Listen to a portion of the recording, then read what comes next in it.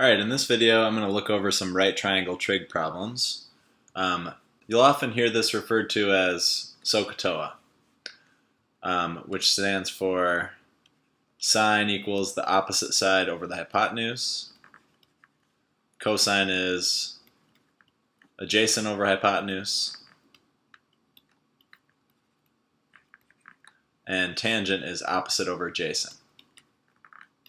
So making sense of which side is the hypotenuse is the easiest part. The hypotenuse is always the side that's across from our right angle, the longest side of a right triangle, so C is the hypotenuse. The other sides depend on which angle you're looking at. So let's say that I want sine of x, angle x.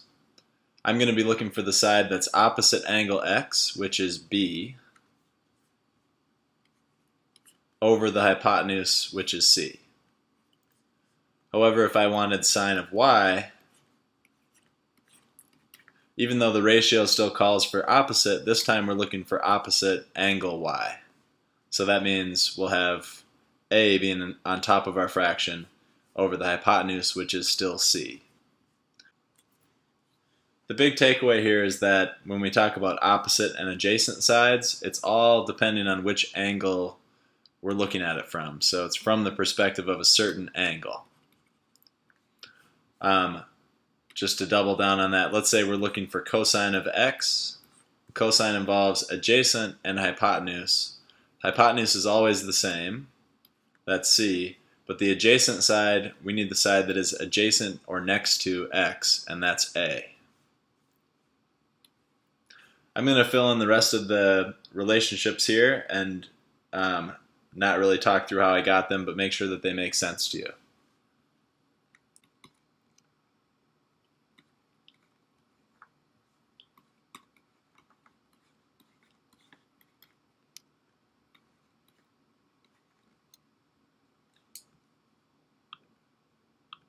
Alright, let's take a look at a few examples of SOH-CAH-TOA in action. Let's just say hypothetically that this side is 18 and suppose that this is a 58-degree angle. And let's say that we want to figure out this side over here. So the thing we need to figure out first is which of the three ratios makes sense for us to use.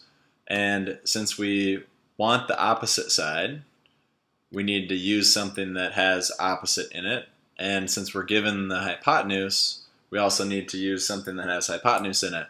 So sine is the thing we want because it has both opposite and hypotenuse.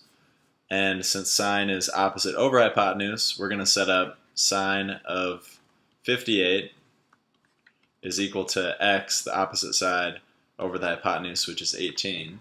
So let's see what that number is. Sine of 58, if you do that in the calculator, is about equal to 0.85. So what that means is for any triangle, any right triangle with a 58-degree angle, the opposite side from that angle is about 85% as big as the hypotenuse. So we're going to set this up like 0.85 over 1 is equal to x over 18. Just multiply both sides by 18. And we get x is equal to, about 15.3.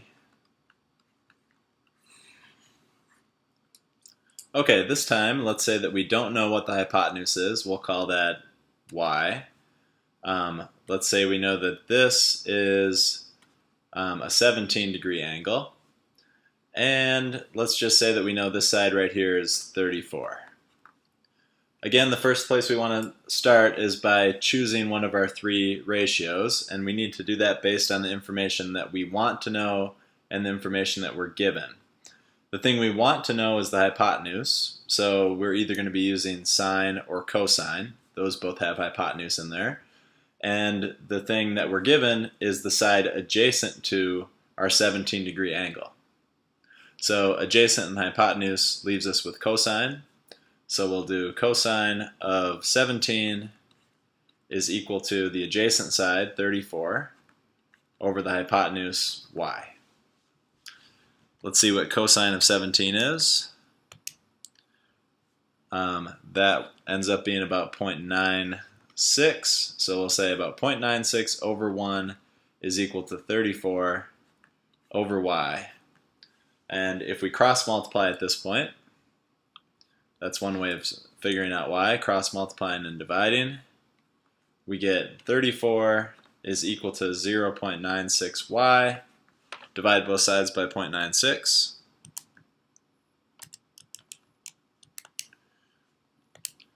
And our hypotenuse y, I've run out of space here, y is about equal to 35.6 roughly. Okay, let's look at one more type of problem and then be done with this video. You can also use right triangle trig to figure out angles if you know two of the side lengths of a right triangle. So let's say we want to figure out this angle right here. So what we do is, again, we look at what information we have, which is the opposite side, that's 13, and the adjacent side, 21. So we're going to check out which of our three relationships involves opposite and adjacent and its tangent. So we'll set up tangent of, we'll call this angle x. Tangent of x is equal to opposite, 13, over adjacent, 21. And then there's a feature on the calculator if you push second and tangent to bring up tan inverse, is what it's called. It looks like a little tan to the -1. And what that's essentially doing is canceling out tangent and just leaving you with x. So you do tan inverse of 13 over 21 in the calculator, and let's see what that gives us. So punching that in, we get about 31.8 degrees roughly.